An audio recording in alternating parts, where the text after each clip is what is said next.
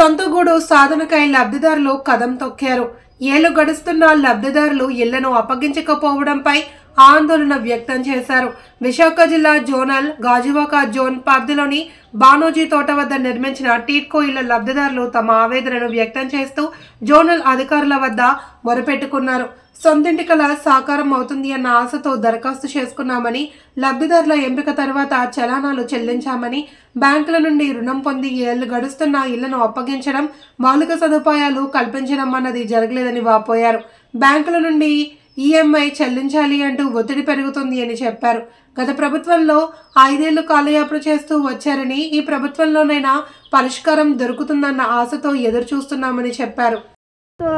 2019లో తెలుగుదేశం హయాంలోని మాకు ఇల్లులు ఇలా ఇస్తున్నారంటే టిట్కో హౌసెస్ అంటే మేము అందరూ చాలా హ్యాపీ ఫీల్ అయ్యాము. 1,00,000 రూపాయల లోను, డబుల్ బెడ్రూమ్లు ఉన్న వాళ్ళకి లోన్లు కట్టుకోవాలి, లోన్ వస్తుంది. ఇంకా 20 years కట్టుకోవాలన్నా సరే అందరూ ఏదో కష్టం నష్టం ఈ అద్దెలు తప్పతే కదా, అక్కడే ఉంటాం కదా, అద్దె కట్టుకొని ఉండొచ్చు కదా అని అందరూ ముందుకు వచ్చాము చాలా ఆనందంగాన. కానీ ప్రభుత్వం మారింది. ఆ తర్వాత ఈ లోన్లు వచ్చేసాయి. 24 కల్లా ఇచ్చేస్తామని సరికి అందరూ లోన్ల మీద సంతకాలు పెట్టేసాము. చదువుకున్న వాళ్ళు ఉంటారు, చదువుకోలే ఉన్నారు, అందరూ పెట్టేసాం సంతకాలు అవిని. కానీ ఇప్పుడు ఆ డబ్బులు ఇప్పుడు ఈఎంఐలు కూడా కరెక్ట్గా ప్రభుత్వం దిగే టైంకి ఈఎంఐలు స్టార్ట్ అయిపోయి ఇల్లులు ఇస్తాం అనుకొని చంద్రబాబు నాయుడు గారు దిగే టైంలో కూడా మేము ఆ టైంలోనే మేము 1,00,000 రూపాయలు చెల్లించి జరిగింది 4 డీడీలు చొప్పున. అయితే చెల్లించిన తర్వాత ఇల్లులు ఇచ్చేస్తారని ఆశతోనే కదండి, మేము ఎంతో ఆశతోని మేము అప్పులు చేసుకొని మా పిల్లలు చదివించుకొని మేము ఇక్కడ అద్దెలు కట్టుకొని ఎలా బ్రతకాలండి. ఇల్లులు ఇస్తారని ఆశతోనే మేము మా ఉన్న వస్తువులు కూడా ఏదో కాస్త కోస్త బంగారం ఉంటే తాకట్లు పెట్టి మరీ మేము కట్టుకున్నాం, డీడీలు కట్టుకున్న తర్వాత ఇల్లు ఇస్తారని ఆశతోనే. ఎందుకంటే మేము ఉండేది ఇక్కడ కూడా 2,000 3,000కి అద్దెలు కొంటున్నాం.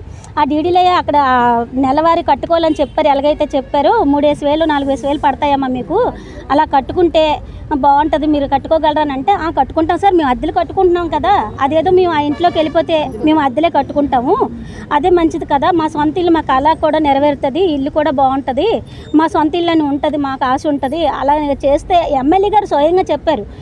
86/P కింద మాకు 2017లో లోన్ ఇల్లుకి శాంక్షన్ అయినది. మాకు 2018లో మన గవర్నమెంట్ చేంజ్ అయిన తర్వాత మాకు మళ్ళీ దస్తావేజుల ప్రకారంగా ఎవరి ఫ్రాట్ అని వాళ్ళు కేటాయించారు. కానీ ఇంతవరకు నేటికే మౌలిక సదుపాయం కల్పించలేదు.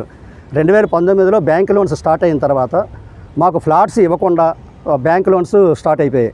కనుక శ్రీవారి దయ్యుంచి ఒక పక్క ఇంటి అద్దెలు కట్టుకోలేకపోతున్నాము, రెండోది ఇటువైపు బ్యాంకు లోన్స్ కూడా చెల్లించలేకపోతున్నాము. ఈ 2 సమస్యల వల్ల ఇంట్లో పిల్లల చదువులు కానీ అద్దెలు కట్టలేక చాలా బాధలు పడుతున్నాము. మా యొక్క బానుజతో ఇంతవరకు ప్రభుత్వం దృష్టిలో లేదేమో కానీ ఎక్కడ కూడా ఎటువంటి పేపర్లో కానీ ఎక్కడ కూడా లేదు. దయ్యుంచి ఈ యొక్క బానోజీ తోట మీద లోకల్ ఉన్నటువంటి జీవీ కమిషనర్ కానీ, పెద్దలు కానీ, కలెక్టర్ కానీ, ఎమ్మెల్యే కానీ, చీఫ్ మినిస్టర్ కానీ మా యందు దయ్యుంచి ఈ యొక్క బడ్జెట్ కేటాయించి మాకు కావాల్సిన మౌలిక సదుపాయాలను కల్పించి ఎవరి ఫ్లాట్స్ వారికి ఇప్పిస్తారని కోరుచున్నాము. ఫ్లాట్స్ ఇచ్చిన తర్వాత ఈఎంఐ స్టార్ట్ చేయవలసిందిగా కోరుచున్నాము.